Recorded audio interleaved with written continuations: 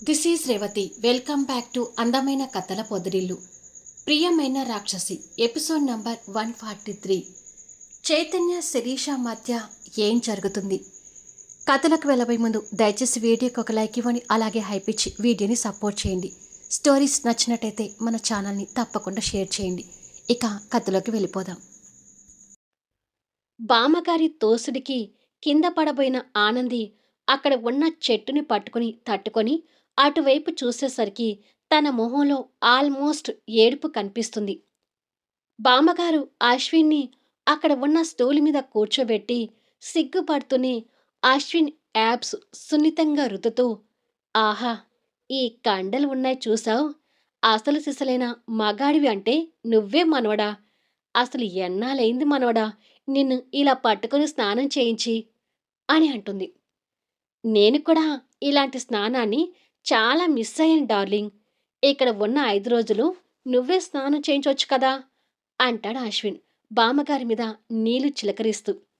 ఆ నీళ్లు మీద పడగానే బామ్మగారు సిగ్గుతో ముడుచుకుంటూ, అంతకన్నా అదృష్టమా, నేనే రోజు దగ్గరుండి నలుగు పిండి పెట్టి స్నానం చేయిస్తానులే మనవడా అని చెప్పి అక్కడ ఉన్న నలుగు పిండి తీసుకుని అశ్విన్ ఛాతి దగ్గర పెట్టి ఒళ్ళు రుద్దుతుంటుంది.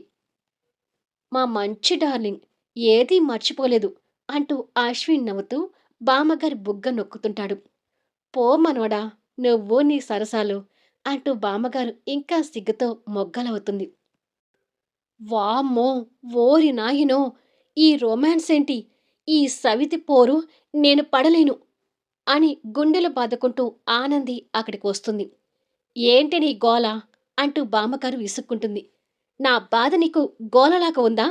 నా మొగుడికి నేనే స్నానం చేయించుకుంటాను, నువ్వెళ్ళు అంటూ బామ్మగారి చేతిలో ఉన్న నలుగు పిండిని గుంజుకుంటుంది. నువ్వేమి చేయించొద్దు, నా మనవడికి నేనే చేయించుకుంటాను అంటూ ఈసారి బామ్మగారు గుంజుకుంటుంది. ఆనంది, ఏంటి నీ అల్లరి? ఈ నలుగు పిండి పెట్టి స్నానం చేయించడం నీకు చేత కాదు. నా డార్లింగ్ అయితే చక్కగా చేయిస్తుంది. నువ్వు ఇక్కడి నుంచి వెళ్ళు అంటాడు అశ్విన్. ఆహా, నేను వెళ్తే నీ డార్లింగ్‌తో సరసాలాడుకోటానికా? అంటుంది కోపంగా. మేము సరసాలాడుకుంటామో, ముద్దులే పెట్టుకుంటామో నీకెందుకే, నువ్వెళ్ళు అంటుంది బామ్మగారు చెయ్యితో సాగదీస్తూ. వామ్మో, ముద్దులు కూడా పెట్టుకుంటారా? అంటే నా కొంప కొల్లేరు చేయడానికి సిద్ధమయ్యావా బామ్మ అంటుంది ఆనంది ఏడుపు మొహం పెడుతూ. తాను ఉంటే మనల్ని ఇలాగే డిస్టర్బ్ చేస్తుంది కానీ ముందు దాన్ని లోపలికి నెట్టి తలుపు పెట్టిరా డార్లింగ్ అంటాడు అశ్విన్. అవును, ఆ పని చేస్తేనే కరెక్ట్. అప్పుడు కాని మనిద్దరి మధ్య ఎవరు అడ్డురారు అని చెప్పి బామ్మగారు సుండిపిండి గిన్నెను పక్కకు పెట్టి ఆనందిని లాక్కొని వెళ్తుంటుంది. అమ్మో, మీ ఇద్దరిని ఒంటరిగా వదిలేసి నేను ఎక్కడికి వెళ్ళను అని ఆనంది గట్టిగా నీలుక్కోవాలని చూస్తున్నా బామ్మగారి మోటు బలం ముందు తన నాజూకు బలం బలహీనం అవుతుంటే బామ్మగారు ఒక్క ఉదుటున ఆనందిని లాక్కొని వెళ్ళి లోపలికి నెట్టి పెరటి ఇంటి డోర్ వేసింది. అయ్యో, ఈ బామ్మ నా మొగుని నాకు కాకుండా చేస్తుందే, ఈ బామ్మే నాకు సవితిపోరవుతుందే అని మొత్తుకుంటూ ఆనంది కిటికీ వైపు నుంచి బయటికి చూసేసరికి, ఇప్పటికింకా నా వయసు నిండా 16 అంటూ బామ్మగారు పాట పాడుతూ మనవడికి స్నానం చేయిస్తూ ఉంటే, సూపర్ సాంగ్ డార్లింగ్ అంటూ అశ్విన్ హ్యాపీగా స్నానాన్ని ఎంజాయ్ చేస్తుంటాడు. ఆనంది ఏడుపు మొహంతో కిటికీల నుంచి వాళ్ళిద్దరిని చూస్తుంటే తన పక్కన ముత్యాలు వచ్చి చేరింది. బాధపడకండి ఆనందమ్మా, మీ బామ్మగారే మీకు సవితి అవుతుందని నేను కూడా అనుకోలేదు. చూస్తూ ఉండగానే వాళ్ళిద్దరూ ఒకటైపోయేలాగా ఉన్నారు. మీరు ఎంత త్వరగా మీ మొగుణ్ణి కొంగున కట్టేసుకుంటే అంత మంచిది. లేదంటే బామ్మగారు మీకు సవితైనట్టే అంటుంది ముత్యాలు. కొంగున కట్టేసుకోవడం అంటే నా కొంగుని యమా చేతికి కట్టేయనా అని అడుగుతుంది అమాయకంగా. కొంగున కట్టేసుకోవడం అంటే అది కాదమ్మా, ముందు మీ ఇద్దరికి మొదటి రాత్రి జరగాలి అని చెప్తుంది. అది విని కాస్త సిగ్గుపడుతూ, అవునా, అలా జరిగితే నా యమ ఇక నాతోనే ఉంటాడు కదా, బామ్మతో సరసాలు ఆడడు కదా అని అడుగుతుంది. అస్సలాడడు అని చెప్తుంది ముత్యాలు. అయితే ఇవాళే మా మొదటి రాత్రి జరిపించుకుంటా, మా బామ్మ నుంచి నన్ను నేను కాపాడుకుంటా అంటూ ముక్కుపుటాలు ఎగరేస్తూ చెప్తుంది. ఆ పని చేయండి అంటుంది ముత్యాలు. ఈలోపు చైతన్య స్నానం చేసి బట్టలు వేసుకుని రూములోకొచ్చి డోర్ వేసుకోబోతూ ఎదురు రూమ్ వైపు చూస్తాడు. శివంగి ఫ్రెష్గా స్నానం చేసి పల్చటి శారీలో అందంగా కనిపిస్తూ అటుగా నిలబడి చేతులు పైకెత్తి తన స్లీవ్లెస్ బ్లౌజ్కి హ్యాంగిల్స్ కట్టుకోవడానికి కష్టపడుతూ తెల్లని తన చిట్టి నడుముని తెలియకుండానే చైతన్య కళ్ళకి ఎక్స్పోజింగ్ చేస్తుంటే చైతన్య తన భార్య అందాలని కైపుగా చూస్తూ వావ్ శివంగి చంపేస్తున్నావు కదే అని మనసులో అనుకొని రూమ్ నుంచి బయటకొస్తాడు. బయట ఎవరూ కనిపించకపోయేసరికి నిదానంగా తన రూంలోకి దూరతాడు. కాస్త కూడా చప్పుడు కాకుండా డోర్ బోల్ట్ పెడతాడు. అలా నిదానంగా అడుగులు వేసుకుంటూ తన వెనుకగా వెళ్ళి సన్నగా కనిపిస్తున్న తన చిట్టి నడుము చీర పొరల నుంచి 2 చేతులు దూర్చి బిగిస్తాడు. ఒక్కసారిగా శివంగి పాపకి షాక్ కొట్టినట్టుగా కొయ్యబారిపోయి బ్లౌజ్ థ్రెడ్‌ని వదిలేస్తుంది. ఏమున్నావు శివంగి, తెగ ముద్దొస్తున్నావే అంటూ తెల్లని తన వీపు మీద మీసాలతో రాస్తూ ముద్దు పెడతాడు. ఆ ముద్దుకి పాపకి ఫ్యూజులు ఎగిరిపోతుంటాయి. కానీ ఎంతైనా తను శివంగి కాబట్టి వెంటనే తేరుకొని యూ బ్లడీ అంటూ తిడుతూ వెనక్కి తిరుగుతుంది. ఆహా, నువ్వు తిడుతున్నా కూడా భలే ముద్దుగా ఉన్నావే అంటూ తన బుగ్గ నొక్కుతాడు. ఈడియట్, నన్ను వదులు, లేదంటే పెద్దగా అరుస్తాను, దాంతో అందరూ వచ్చేస్తారు అని అంటుంది. ఏది అరువు అంటాడు ధైర్యంగా. అంత ధైర్యమేంటి నీకు అని అడుగుతుంది ఆశ్చర్యపోతూ.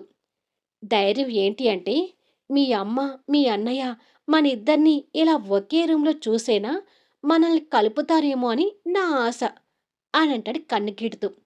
ఆహా, అన్ని ఆశలు పెట్టుకోకు. అంత ఈజీగా మా అమ్మ మా అన్నయ్య నన్ను నీతో కలపాలని చూడరు అని అంటుంది. వాళ్ళు కలపాలని చూడకపోయినా మా ఆనంది తిమ్మిని బొమ్మని చేసి వాళ్ళని మాయ చేసి వాళ్ళ చేతనే మనిద్దరిని కలపాలని చూస్తుంది. నేను ఎలాగో ఆ క్షణాల కోసమే వెయిటింగ్ కాబట్టి ఏది నీ గొంతు పెంచి గట్టిగా అరువు చూద్దాం అంటూ తన్ని ఛాతి మీదికి గుంజుకుంటాడు. అమాంతం పోయి చైతన్య బందీఖానాలో చిక్కుకుంటుంది. ఏయ్, ఏంటిది, నన్ను వదులు అని అంటుంది శివంగి. వదలటానికి కాదులే నేను పట్టుకుంది, ఇంతకీ అరుస్తానన్నావు కదా, త్వరగా అరువు అని అంటాడు. అసలు అరవను. నీ చెల్లెల విషయంలో ఒకటి కరెక్ట్గానే చెప్పావు. తిమ్మిని బొమ్మను చేసి మనల్ని కలిపినా కలుపుతుంది, అందుకే అస్సలు అరవను అని అంటుంది. ఆ మరుక్షణమే శివంగిని అలాగే పట్టుకొని అక్కడ ఉన్న మంచం మీద పడ్డాడు. మీద పడుకున్న చేతిని చూసి శివంగి అవాక్కవుతుంటే చైతన్య తన 2 చేతుల్ని కదలకుండా పట్టుకొని బంధించి, అయితే ఇప్పుడు ఈ రూంలో నిన్ను ఏం చేసుకున్నా ఇక నాకు వచ్చిన ప్రమాదం ఏమీ లేదన్నమాట అని అంటాడు కళ్ళు ఎగరేస్తూ. ఏయ్, పిచ్చి వేషాలు వేయకు, ముందు నా మీద నుండి లే అని అంటుంది చైతన్య చేతుల నుండి తన చేతుల్ని విడిపించుకునే ప్రయత్నం చేస్తూ. లేస్తాను కానీ ఒక తీయని ముద్దు ఇవ్వరాదు అంటాడు ఆశగా తన పెదవుల వైపు చూస్తూ. ఆ చూపుకి భయపడుతూ, ఇంతకు ముందు కూడా ఇలాగే ముద్దు పెట్టావు, వద్దు చైతన్య అంటుంది కోపంతో. నువ్వు నా పెళ్ళాం కాకముందే ముద్దు పెట్టాను, ఇప్పుడు నువ్వు నా పెళ్ళానివి అంటే నీ బాడీలో ప్రతి పార్ట్ మీద నాకు అధికారం ఉంది అని అంటాడు చూపుల్ని తన పరువాల మీద పెట్టి చూస్తూ. ఇక శివంగి ఆ చూపులకి మండిపోతూ తన బలానంతా కూడగట్టి ఎక్కడ తంతుందో కూడా చూడకుండా కాలుతో ఒక్క తన్ను తన్నింది. అబ్బా అంటూ అరుస్తూ పక్కకు వచ్చి పడి, దెయ్యందానా, నన్ను సంసారానికి పనికిరాకుండా చేస్తావా ఏంటి అని అంటాడు. శివంగి కోపంగా లేచి కూర్చొని, అలా చేస్తేనే నీ గోల నాకు వదులుతుంది అంటుంది. అలా చేస్తే తర్వాత ఇబ్బంది పడేది నువ్వేనమ్మా అంటూ చేతిని లేచి కూర్చొని తన్ని బలవంతంగా వెనక్కి తిప్పి బ్లౌజ్కి వేలాడుతున్న యాంగిల్స్ని ముడివేసి గట్టిగా బిగించాడు.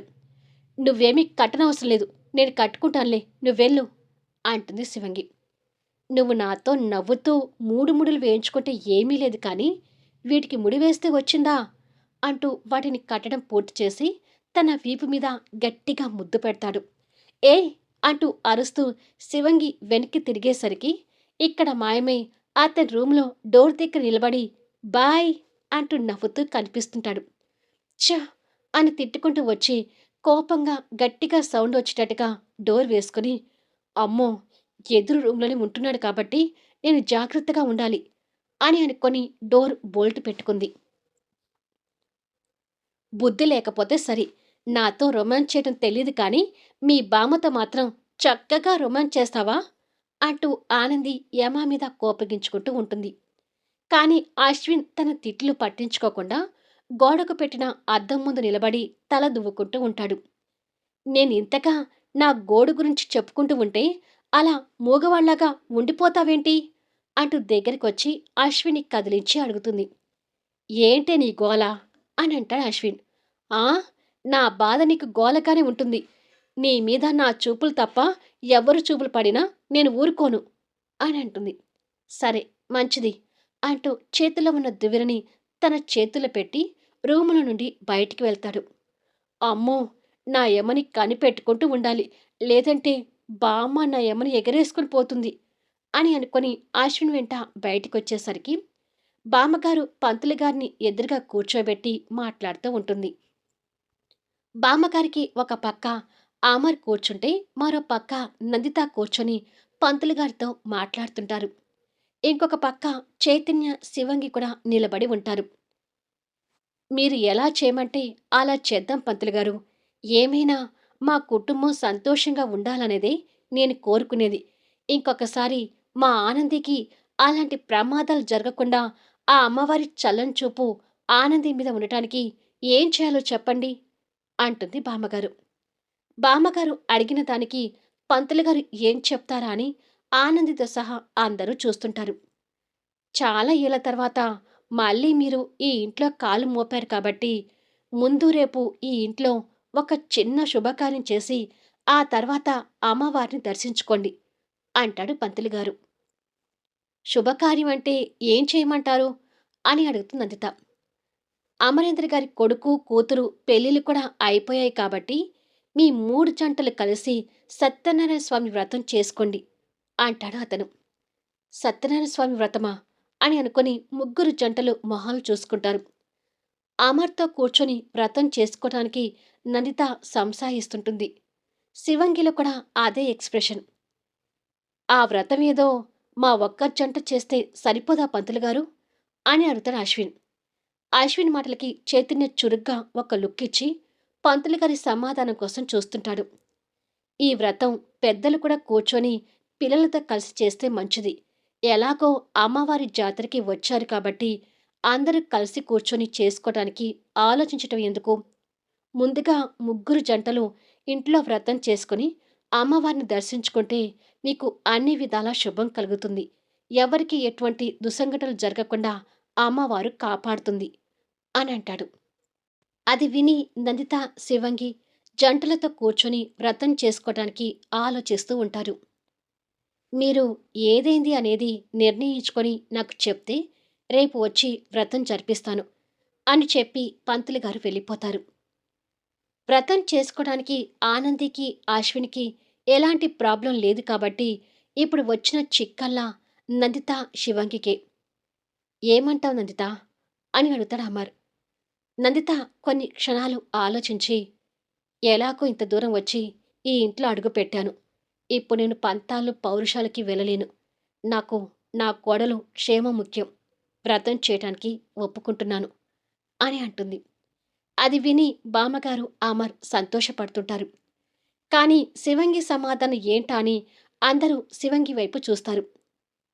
మన 2 జంటలు కూర్చుంటే సరిపోతుందిలేమ్మా, వాళ్ళెందుకు అంటాడు అశ్విన్. నువ్వు కాస్త నోరు మూస్తావా మనవడా? ఇక్కడ పంతులు గారు అంత వివరంగా చెప్తే అర్థం కాలేదా? వాళ్ళకు జరిగిన పెళ్లి కాకుండా పోదు, దంపతులు కాకుండా పోరు అంటూ మనవడి మీద సీరియస్ అవుతుంది బామ్మగారు. దాంతో అశ్విన్ సైలెంట్ కాక తప్పలేదు. అలా గడ్డిపెట్టు నీ మనవడికి అని అనుకుంటా చైతన్య. ఆనంది కోసం నేను కూడా ఈ వ్రతం చేయటానికి ఒప్పుకుంటున్నాను అంటుంది శివంగి. మళ్ళీ నెక్స్ట్ వీడియోలో కలుద్దాం. కథ నచ్చితే లైక్ చేయండి, హైప్ ఇవ్వండి, మీ అమూల్యమైన అభిప్రాయాలు తెలియచేయండి. అలాగే మన స్టోరీస్‌ని తప్పకుండా షేర్ చేయండి. Thank you for listening.